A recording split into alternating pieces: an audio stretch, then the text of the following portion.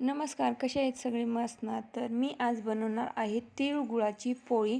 Sankranti special, एकदम अशी खुसखुशीत आणि कडक, तर नरम पण नाही आहे. तर रेसिपी शेवटपर्यंत पहा आणि ट्राय करून बघा. नक्कीच तुम्हाला आवडेल.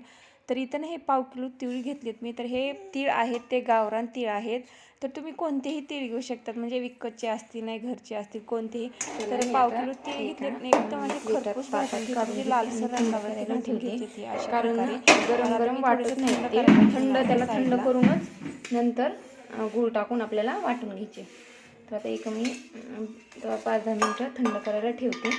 तर इथं गूळ मी बारीक करून घेतला चाकूनं आणि इथं हे तीळ पण आपले आता थंड झाले. तर एक पाव किलो तीळ असतील तर त्याच्या थोडंसं, म्हणजे पाव किलोला थोडंसं कमी गूळ घ्यायचा, म्हणजे आवडीनुसार. गोड आवडत असेल तर गोड. तर आता हे मिक्सरला वाटून घेऊया आता. तर मिक्सरच्या भांड्यात थोडे थोडे करूनच तीळ घ्यायचे आणि थोडासा गूळ घ्यायचा आणि आपल्याला मिक्सरला वाटून घ्यायचा. आता मी थोडेसे तीळ घेतलेत आणि आपल्याला एकदा फिरवून घ्यायचं हे असं, म्हणजे सुरुवातीला फक्त तीळ असे थोडेसे फिरवून घ्यायचे. मी एकदा फिरवून घेतले अशी ही तीळ आणि थोडंसं जाडसर, म्हणजे वाटून घेतलं आणि नंतर मग मी आता गूळ टाकणार आहे.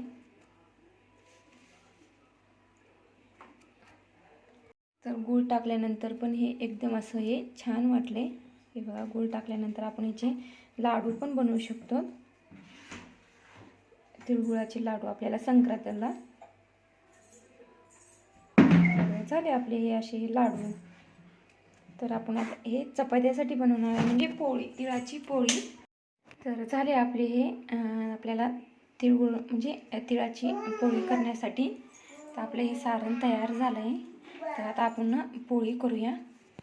तर आपण आता पोळी करायला घेऊया. तर इथं हे कणिक घेतले, पीठ घेतले मी गव्हाचं, जे रेग्युलर पीठ असतं आपलं चपात्याचं, तेच पीठ घेतलं. त्यामध्ये थोडंसं 1 चमचा तेल टाकलं आणि आपलं चवीपुरतं मीठ टाकून घट्टसर असं पीठ मळून घेतलं मी. म्हणजे आपल्याला घट्टसरही नाही मळून घ्यायचं, आपण जसं दररोजचं चपातीला जसं पीठ मळून घेतो तर त्याप्रमाणेच आपल्याला पीठ मळून घ्यायचं आहे.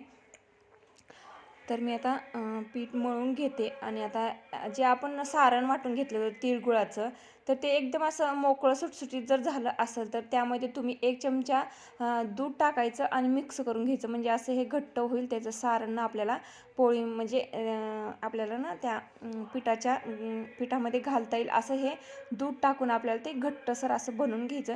जास्त दूध टाकायचं नाही, 1 किंवा 2 चमचे असंच पीठ, म्हणजे दूध टाकायचं. कारण काय होतं जास्त जर तुम्ही दूध टाकलं ते पातळ होईल. त्याच्यामुळे नॉर्मल 1 चमचा किंवा 2 चमचा एवढं मावेल असंच टाकायचं. तर आता इथं पोळी करायला घेते मी. तर आता पोळीचा जो उंडा असतो तो जसं आपण पुरणपोळीला करून घेतो उंडा, त्याप्रमाणे आपल्याला हे अशा प्रकारे आपल्याला त्याची एक गोलसर अशी वाटी करून घ्यायची आणि त्यामध्ये हे आपलं जे सारण आपण करून घेतलं तीळ गुळाचं, ते सारण आपल्याला घालून घ्यायचं. म्हणजे साधं खूप म्हणजे सोपं आहे. आपण पुरणपोळी करतो तसं मग त्याचप्रमाणे. एवढंच की पुरणपोळीचं जे सारण असतं ते वेगळं आणि हे गुळपोळीचं सारण असतं ते वेगळं. हे तीळ आणि गुळाचं सारण आहे. तर अशा प्रकारे आता मी आपल्याला म्हणजे जसं आपल्याला जास्त पाहिजे असेल तर आपण सारण जास्तही घालू शकतो आणि कमी.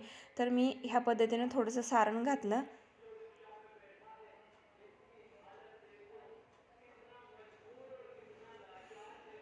तर अशा प्रकारे आपल्याला तो उंडा बनवून घ्यायचा आणि हे फुटणारही नाही पोळी. आणि काय होतं कुणाकुणाची पोळी फुटतात, हे तिळगुळाची पोळी फुटतात. तर म्हणजे त्यामध्ये गुळाचे काही बारीक बारीक छोटे गूळ राहील, त्याच्यामुळे ती पोळी फुटते. पण गूळ एकदम बारीक करून घ्यायचा, म्हणजे काय होतं गूळ ते पोळी आहे ते फुटणार नाही आणि टम्म अशी फुगेल. तर आता हलक्या हाताने आपल्याला हे पोळी लाटून घ्यायची. तर जास्त आपल्याला भार द्यायचा नाही पोळीला. जसं आपण पुरणपोळी लाटतो त्याप्रमाणेच आपल्याला हलक्या हाताने ही पोळी लाटून घ्यायची अलगद. तर शेवटपर्यंत अशी जर पोळी केली, शेवटपर्यंत आपलं सारण जाईल. आणि काय होतं कधी कधी आपण पोळी केली सारण असतं ते कडेपर्यंत जातच नाही, मधातच राहतं. तर अशा प्रकारे जर तुम्ही पोळी करून बघितली तर खूप छान होईल. तर हे बघा, तुम्हाला सारण दिसतच असेल आतमध्ये जे काळ्या कलरचं, तर ते पूर्णपणे असं हे काटोकाट गेलेलं आहे.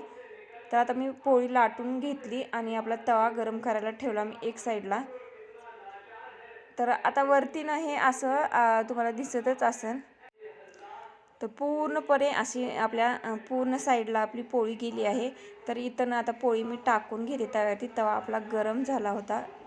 तर थोडंसं त्यावरती तेल टाकलं अगोदर तव्यावरती, कारण चिपकणार नाही त्याच्यामुळे. कारण काय होतं, गूळ असतो ना तो तव्याला चिटकून बसणार खाली, त्याच्यामुळे अगोदर तेल टाकायचं थोडंसं. नंतर आपल्याला ती पोळी लाटून घेतलेली ती पोळी टाकायची. तर आता एकदम अशी खरपूस भाजून घ्यायची पोळी दोन्ही साईडनं.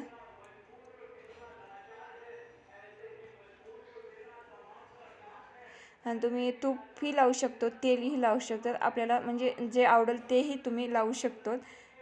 तर एकदम अशी ना टम्म फुगते हळूहळू पोळी आपली, आणि कुठेच फुटली नाही ना, काय नाही ना, एकदम छान झाली आहे अशी.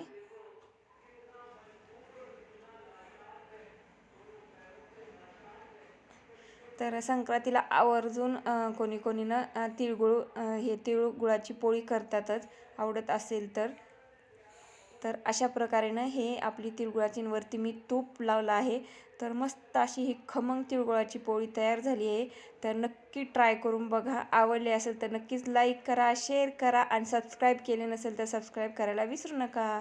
धन्यवाद सगळ्यांना. Thank you for watching. हे बघा, सारण पूर्णपणे साईडपर्यंत गेलेलं आहे.